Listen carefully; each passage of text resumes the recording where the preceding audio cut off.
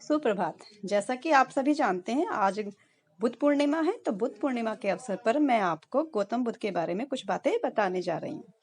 इनका जन्म लुम्बिनी में 563 ईसा पूर्व में क्षत्रिय शाक्य कुल के राजा शुद्धोधन के घर में हुआ था। उनकी माँ का नाम महामाया था, जिनका इनके जन्म के 7 दिन बाद निधन हुआ।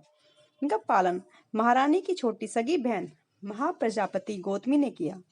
29 वर्ष की आयु में सिद्धार्थ विवाह उपरांत एकमात्र प्रथम नवजात शिशु राहुल और धर्म पत्नी यशोधरा को त्याग कर संसार को जरा मरण दुखों से मुक्ति दिलाने के मार्ग एवं सत्य दिव्य विज्ञान की खोज में रात्रि में राजपाट का मोह त्याग कर वन की ओर चले गए। वर्षों की कठोर साधना के पश्चात बोध गया में बोधि वृक्ष के नीचे उन्होंने ज्ञान की प्राप्ति हुई और वे सिद्धार्थ गौतम से भगवान बुद्ध बन गए। अब मैं इनसे जुड़ी कुछ कहानियां आपको सुनाने जा रही हूँ। बहुत पुरानी बात है। गौतम बुद्ध एक शहर में प्रवास कर रहे थे। उनके कुछ शिष्य भी उनके साथ थे। उनके शिष्य एक दिन शहर में घूमने निकले तो उस शहर के लोगों ने उन्हें बहुत बुरा भला कहा। शिष्य को बहुत बुरा लगा और वे वापस लौट गए। गौतम बुद्ध ने जब देखा कि उनके सभी शिष्य बहुत क्रोध में दिख रहे हैं तो उन्होंने पूछा, क्या बात है, आप सभी इतने तनाव में क्यों दिख रहे हैं? तभी एक शिष्य क्रोध में बोला, हमें यहाँ से तुरंत प्रस्थान करना चाहिए। जब हम बाहर शहर में घूमने गए तो यहाँ के लोगों ने बिना वजह हमें बहुत बुरा भला कहा। जहाँ हमारा सम्मान ना हो वहाँ हमें एक पल भी नहीं रहना चाहिए। यहाँ के लोग सिर्फ दुर्व्यवहार के सिवा कुछ नहीं जानते हैं।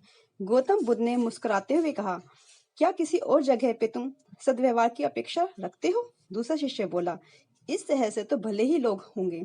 तब गौतम बुद्ध बोले, किसी जगह को सिर्फ इसलिए छोड़ देना गलत होगा कि वहाँ के लोग दुर्व्यवहार करते हैं। हम तो संत हैं, हमें तो कुछ ऐसा करना चाहिए कि जिस स्थान पर भी जाएं उस स्थान को तब तक न छोड़ें जब तक अपनी अच्छाइयों से वहाँ के लोगों को सुधार न दें। हम जिस भी स्थान पर जाएं वहाँ के लोग कुछ न कुछ भला करके ही वापस लौटें। हमारे अच्छे व्यवहार के बाद वे कब तक बुरा व्यवहार करेंगे? आखिर में उन्हें सुधरना ही होगा। वास्तव में संतों का कार्य तो ऐसे लोगों को सुधारना ही होता है।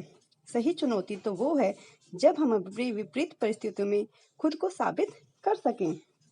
ये सभी बातें सुनकर बुद्ध के प्रिय शिष्य आनंद ने प्रश्न किया, उत्तम व्यक्ति किसे कहते हैं? इस पर बुद्ध ने जवाब दिया, जिस प्रकार युद्ध में बढ़ता हुआ हाथी चारों तरफ से तीर सहते हुए भी आगे बढ़ता जाता है, ठीक उसी तरह उत्तम व्यक्ति भी दूसरे के अपशब्दों को सहते हुए अपना कार्य करता रहता है।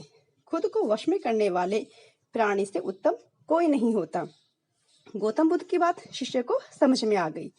तो इससे हमें क्या सीख मिलती है कि चाहे कोई हमारे बारे में कुछ भी सोचता हो, लेकिन हमें कभी अपनी अच्छाइयों को नहीं त्यागना चाहिए। धन्यवाद। आपको बुद्ध पूर्णिमा की शुभकामनाएं।